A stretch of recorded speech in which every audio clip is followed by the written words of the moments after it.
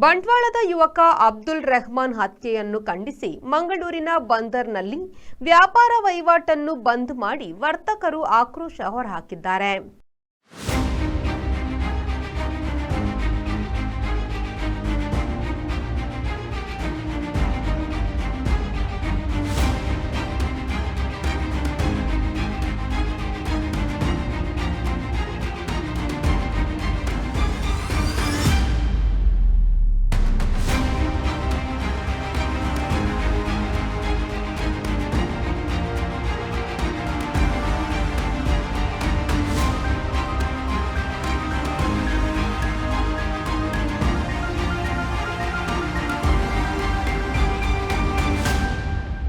ಪ್ರತಿನಿತ್ಯ ವ್ಯಾಪಾರ ವಹಿವಾಟುಗಳಿಂದ ತುಂಬಿ ತುಳುಕುತ್ತಿದ್ದ ಬಂದರು ಪ್ರದೇಶ ಸಂಪೂರ್ಣ ಬಂದ್ ಆಗಿತ್ತು.